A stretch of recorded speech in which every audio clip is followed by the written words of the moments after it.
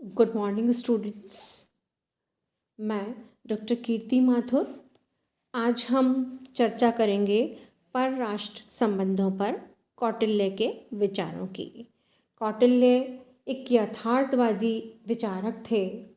उन्हें कूटनीति और शासन कला का सबसे महान प्रतिपादक कहा जाता है। उन्होंने न केवल राष्ट्रीय संबंधों की वरन अंतर्राष्ट्रीय संबंधों की भी विवेचना की। यूनान के राजा सिकंदर ने जब भारत पर आक्रमण किया था तब उस समय भारत छोटे छोटे राज्यों में विभक्त था। उनमें संगठन का एकता का अभाव था और चंद्रगुप्त मौर्य के द्वारा जो है वो नंद वंश का विनाश कराकर कौटिल्य ने एक महान अखिल भारतीय मौर्य साम्राज्य का शिलान्यास किया। उसके बाद उन्होंने अर्थशास्त्र की रचना की थी। कौटिल्य ने यह अनुभव किया कि बाहरी आक्रमणों से राज्य की सुरक्षा के लिए राज्य का शक्तिशाली होना बहुत ही आवश्यक है और कौटिल्य को इस बात का भी व्यवहारिक अनुभव था कि आंतरिक दृष्टि से प्रजा को संतुष्ट न रख पाने के कारण तथा शासक के निरंकुश हो जाने पर राज्य के समक्ष आंतरिक विद्रोहों का संकट उपस्थित हो जाता है और अपने जीवन के अनुभवों के आधार पर ही कौटिल्य ने अपने ग्रंथ में आंतरिक और बाह्य दोनों प्रकार के संकटों से राज्य की सुरक्षा को अपने चिंतन में बहुत ही महत्वपूर्ण स्थान दिया है। कौटिल्य ने अपने ग्रंथ अर्थशास्त्र में विदेश नीति की विवेचना की है और विदेशों में राजदूत और गुप्तचर रखने के विषय पर भी उन्होंने अपने विचार लिखे हैं और उन्होंने दूसरे राज्यों के साथ संबंध स्थापित करने के लिए दो सिद्धांतों का उल्लेख किया है, तो मंडल सिद्धांत और 6 लक्षणों वाली षाड्गुण्य नीति तथा विदेश नीति के सफल संचालन के लिए उन्होंने साम दाम दंड और भेद इन 4 प्रकार के उपायों का भी उल्लेख किया है। तो हम सबसे पहले विचार करेंगे मंडल सिद्धांत में। और कौटिल्य ने अर्थशास्त्र में दूसरे राज्यों के साथ संबंध स्थापित करने के संबंध में मंडल सिद्धांत का प्रतिपादन किया है।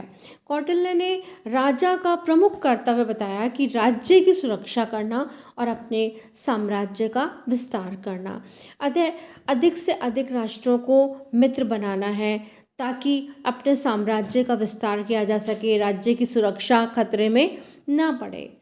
तो उन्होंने जो मंडल सिद्धांत दिया है, ये 12 राज्यों का एक समूह है, मंडल है और अंतर्राष्ट्रीय संबंधों में राज्यों को उसकी भौगोलिक स्थिति के आधार पर मित्र राष्ट्र या शत्रु राष्ट्र की संज्ञा दी है। इस सिद्धांत में मंडल का जो केंद्र है वो ऐसा राजा होता है जो पड़ोसी राज्यों को जीतकर अपने में मिलाने के लिए प्रयासरत रहता है और कौटिल्य ने ऐसे राजा को विजिगीषु राजा कहा है। Means centre of circle is विजिगीषु और विजिगीषु का मतलब है विजय की इच्छा रखने वाला। और कौटिल्य का मानना है कि एक राजा का जो पड़ोसी राज्य है, मीन्स जो सबसे निकटतम पड़ोसी है, जो उसकी सीमा से लगा हुआ राज्य है, वो उसका शत्रु राज्य होगा। विजिगीषु राजा के राज्य की सीमा से लगा हुआ जो राज्य होगा वह उसने अरि की संज्ञा दी है। अरि का मतलब है शत्रु। विजिगीषु के राज्य से थोड़ा सा दूर किंतु उसके पड़ोसी राज्य की सीमा से जो लगा हुआ राज्य है वो विजिगीषु का मित्र होता है और मित्र राज्य से मिला हुआ राज्य अरिमित्र होता है। कहने का अभिप्राय ये है कि अपने निकटतम पड़ोसी राज्य का राजा शत्रु, उसके आगे का मित्र और उससे आगे का अरिमित्र, इसी प्रकार से क्रम चलता रहता है। ये जो 5 राज्य हैं ये तो विजिगीषु के सामने वाली या आगे की दिशा में होते हैं। मीन्स ये तो फ्रंट साइड के शत्रु और मित्र हैं। इसी प्रकार कुछ बैक साइड के, पीछे की साइड के भी शत्रु और मित्र हैं। विजिगीषु के पीछे शासकीय ग्रह, पीछे का शत्रु आक्रंदा पीठ का शत्रु, शासनी ग्रहसार शासनी ग्रह का मित्र और आक्रंदासार का मित्र, ये 4 राजा होते हैं। शासनी ग्रह पड़ोसी होने के कारण ही विजिगीषु का शत्रु होता है। अतः 10 प्रकार के इन राज्यों के अतिरिक्त 2 प्रकार के और राज्यों का उल्लेख किया है कौटिल्य ने, मध्यम और उदासीन। मध्यम ऐसा राज्य है जिसकी जो सीमा है विजिगीषु और अरि राज्य दोनों की सीमा से लगी हुई है, और ये मध्यम राज्य दोनों की, चाहे वे परस्पर मित्र हों या शत्रु हों, सहायता कर सकता है और आवश्यक होने पर दोनों का अलग अलग मुकाबला भी कर सकता है। उदासीन यानी न्यूट्रल राजा का प्रदेश विजिगीषु, अरि और मध्यम इन तीनों की सीमाओं से परे होता है और यह बहुत प्रबल होता है। उपयुक्त तीनों के परस्पर मिलन होने की दिशा में वह उनकी सहायता कर सकता है और उनके परस्पर मिले होने की दशा में वह प्रत्येक का मुकाबला कर सकता है। इस प्रकार 12 राज्यों का यह समूह राज्य मंडल कहलाता है। मंडल सिद्धांत के आधार पर कौटिल्य ने यह बताने का प्रयास किया है कि एक राष्ट्र के कौन से मित्र हो सकते हैं और कौन से शत्रु हो सकते हैं, और इसी प्रकार उन्होंने यही बताया कि जो फ्रेंडशिप का जो आधार है वो नेशनल इंटरेस्ट है और राष्ट्रीय आधार है। तो इस तरह से राजा जब अपनी विदेश नीति का निर्धारण करे तो विदेश नीति का निर्धारण कर समय उसे ध्यान में रखना चाहिए कि क्या रणनीति अपनाई जाए, और इसे देखकर ही उसे विदेश नीति के क्षेत्र में अपनी रणनीति तैयार करनी चाहिए। और वास्तव में जो है वो आज हम देखते हैं कि जो शत्रु और मित्र हैं इंटरनेशनल रिलेशंस में, उसका जो मेन आधार है वो नेशनल इंटरेस्ट होता है। कौटिल्य ने अन्य राष्ट्रों के साथ संबंध स्थापित करने के लिए न केवल मंडल सिद्धांत का प्रतिपादन दिया, बल्कि उन्होंने 6 लक्षणों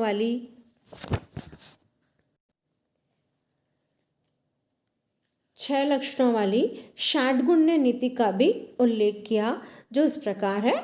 और पहला है संधि।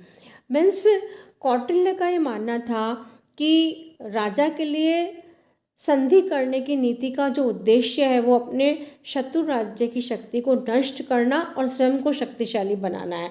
अतः शत्रु से उस समय संधि कर लेनी चाहिए जबकि शत्रु पर विजय प्राप्त नहीं की जा सकती हो। और दूसरा उन्होंने बताया विग्रह। विग्रह का तात्पर्य है युद्ध। युद्ध उस समय किया जाए जबकि राजा को ये लगे कि वो अपनी शक्ति के बारे में पूर्ण आश्वस्त हो, तब उसे विग्रह की नीति अपनानी चाहिए।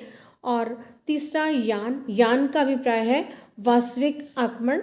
इस नीति को भी तभी फॉलो किया जाए जबकि राजा अपनी स्थिति को सुदृढ़ देखे कि वो सैन्य दृष्टि से शक्तिशाली है, हर दृष्टि से शक्तिशाली है और उसके आक्रमण के मार्ग में कोई बाधा नहीं आएगी। और उसको इसके अलावा नेक्स्ट जो है वो आसन।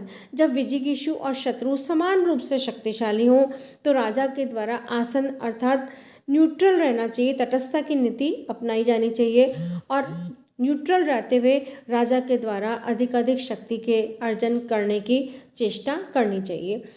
5th है संश्रय। संश्रय का अर्थ है बलवान का आश्रय ले जाना। मीन्स बलवान राष्ट्र की सहायता लेने से है। यदि राजा शत्रु को हानि पहुंचाने की क्षमता नहीं रखता है, अपनी रक्षा नहीं कर सकता है, तो उसे कोई बलवान राष्ट्र का सहारा लेना चाहिए। और 6th है द्वैधी भाव। द्वैधी भाव की नीति का अभिप्राय है कि एक राज्य के प्रति संधि और दूसरे राज्य के प्रति विग्रह की नीति अपनाना। अर्थात जब अपने उद्देश्य की पूर्ति के लिए एक राज्य से सहायता लेने और दूसरे राज्य से युद्ध करने की आवश्यकता हो तब यह नीति अपनाई जानी चाहिए।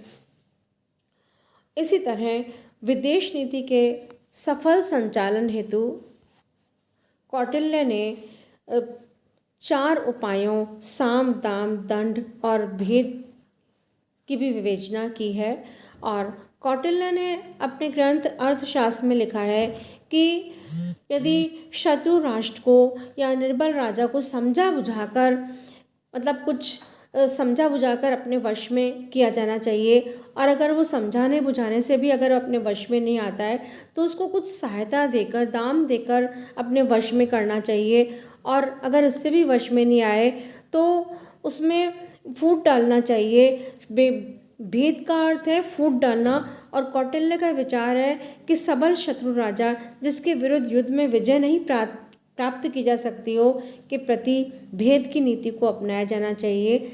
अर्थात सबल राजा को, शक्तिशाली राजा को उसके अन्य जो शत्रु के जो मित्र राष्ट्र हैं उनमें भेद फूट डालने का प्रयास करना चाहिए। और इससे भी वो वश में नहीं आए तो फिर युद्ध का सहारा लिया जाना चाहिए। और दंड के उपाय को अंत में ही अपनाने का सुझाव दिया है। दंड मतलब युद्ध, और इस उपाय को अपनाने में स्वयं, क्योंकि राजा को अनेक नुकसान उठाना पड़ता है, इसलिए दंड वाला जो विकल्प रहता है, युद्ध का वाला जो विकल्प है, वो उसे अंतिम विकल्प के रूप में ही उसको अपनाना चाहिए। कौटिल्य ने दूत व्यवस्था के बारे का भी उल्लेख किया है, और उन्होंने ये इस बारे में लिखा कि